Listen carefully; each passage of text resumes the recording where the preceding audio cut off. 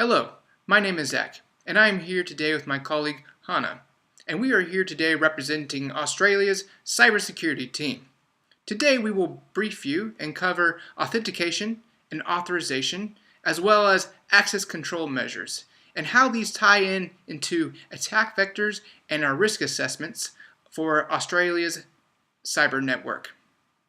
Security is a top concern for any enterprise, and the first step to protect the data is identity. Therefore, organizations should implement an identity solution with proper authentication, authorization, and access control before users gain access to the system. Australia should improve its security policies to protect identity. What is authentication? Authentication is gathering information about the user to establish identity. For example, the employee would introduce themselves as an employee of a specific company and show their badge to show who they are. Multi-factor authentication combines two or more independent credentials. Organizations should implement multi-factor authentication to further secure the authentication process. It adds an extra layer of authorization beside username and password.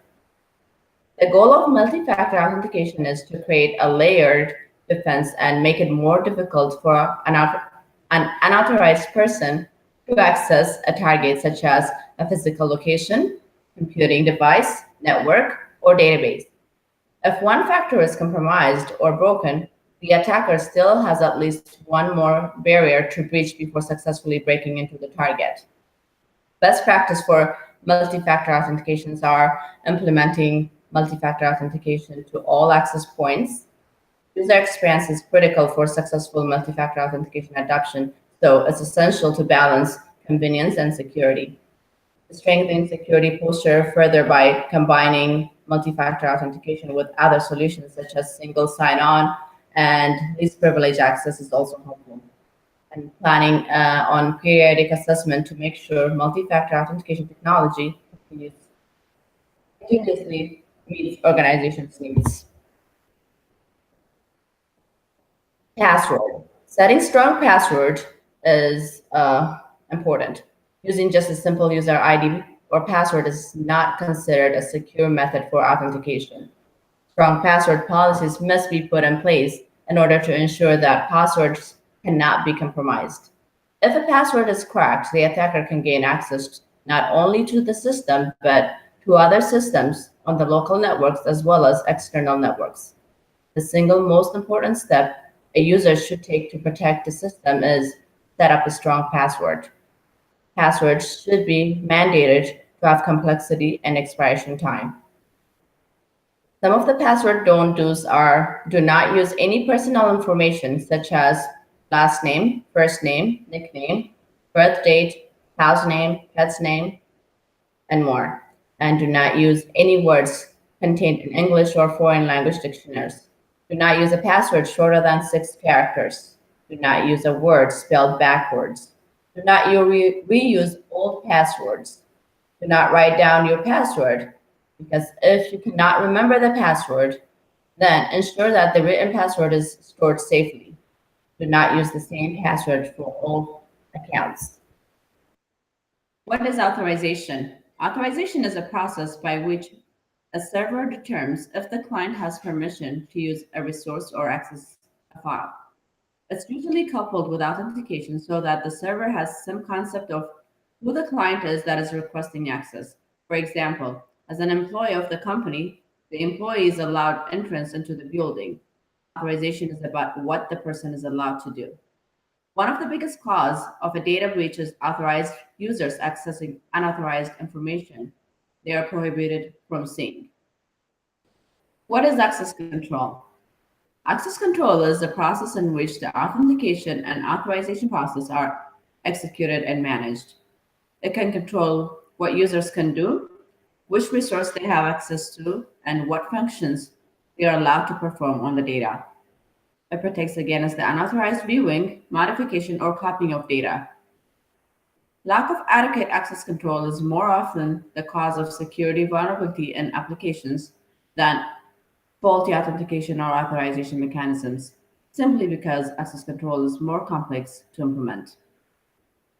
Properly implemented access controls only give employees access to the applications and databases they need to do their job. Some of the best practice of access controls are generating a baseline of current access levels and controls in place, and organizations must watch for signs of inappropriate access activity, give a user account privilege that are essential to the user's work, and also former employees' access rights should expire when they leave the job. Thank you, Hannah, for covering authentication, authorization, and access control. I will now take the audience through Australia's risk assessment. Our risk assessment consists of 9 attack vectors: email, web applications, social engineering, external media, distributed denial of service, information systems hardware, software, telecommunications, and human factors. We will cover the threats and countermeasures associated with each. Email. Email is the #1 attack vector according to SANS Institute. That's because email is accessible, everyone uses it, and it's easy to package a threat within an email. For example, an attacker can use an email to attach a malicious attachment or include malicious links and use it as phishing scams to pull confidential information from users. Countermeasures to email attack vectors include good intrusion detection systems, firewall settings, and spam filtering to keep these malicious emails out to begin with. If the email does arrive on the user's server or desktop, then it's important that they are properly trained to recognize a malicious email and report it properly. Web applications is the second attack vector. A web application is simply a client-server program or program that operates on a web browser. A common threat to web applications associated with this attack vector is structured query language injection or SQL injection. What the hacker does is they make their own unauthorized database query for confidential information. From there, the hacker can take the confidential information such as passwords or financial information and use it to escalate and cause a lot of damage. Role-based access control and least privilege access control are good methods to prevent the amount of damage and the level of access a hacker can achieve through compromising accounts. Social engineering is the third attack vector, and this attack vector can be used in conjunction with a lot of other different attack vectors. But social engineering is the process or the deception of using human interaction to deceive another person in giving up confidential information. So this can be done through in-person interaction or on the phone or, like previously discussed, through an email. Countermeasures to this really rely and depend on proper training to recognize when a social engineering attack is being committed. External media is the fourth attack vector. External media usually comes in the form of a USB or flash drive. A USB flash drive is a threat because a hacker can use the flash drive to upload malicious programs and files that can auto-run on a computer when plugged in. Countermeasures against external media include blocking external ports to prevent the USB drive from accessing it, or disabling the auto-run feature on the computers. Furthermore, implementing a USB alert system on the network will alert system administrators when an unauthorized external media has been plugged into the network or on that system. Lastly, good training and policy management will train users to not plug in the USB drives. The fifth attack vector is distributed denial of service. This attack vector comes from a botnet that generates a massive amount of unsolicited traffic that slows down a computer system to the point where it becomes unresponsive. This compromises the availability of those resources.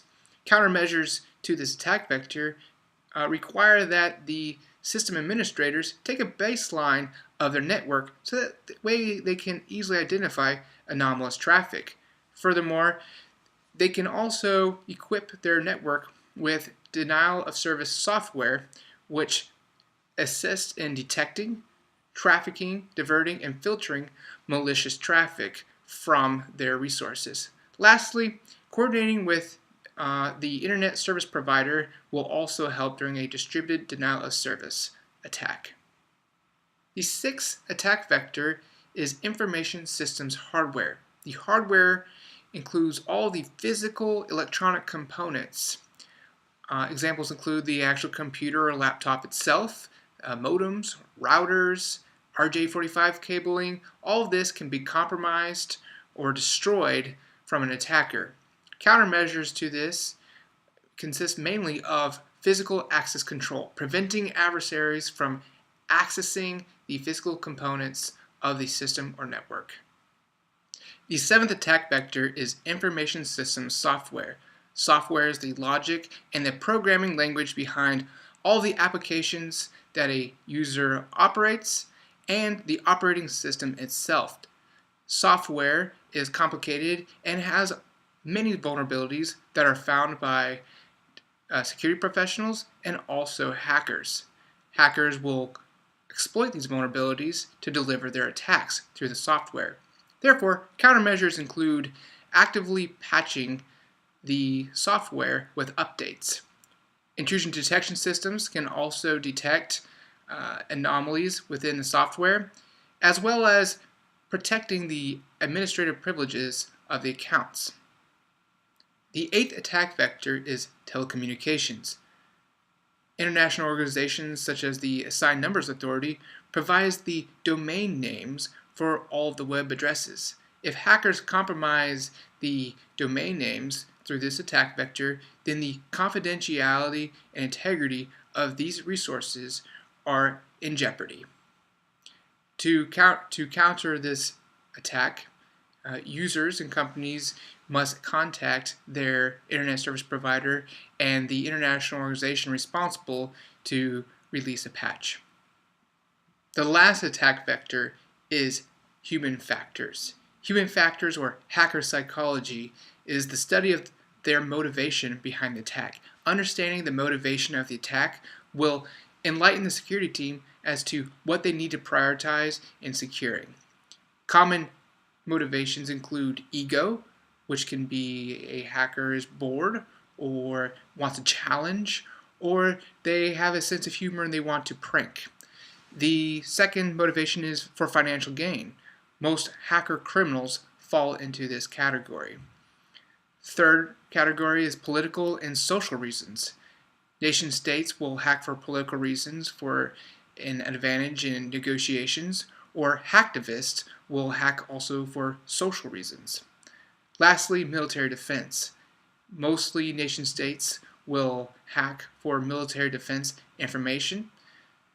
Countermeasures for this include conducting scenarios, running red versus blue scenarios, so that way the security team can identify what their critical information requirements are that a hacker may be motivated to steal, compromise, or deny. Thank you for listening and watching. This concludes Australia's risk assessment brief. If you have any questions, we will now answer them at this time.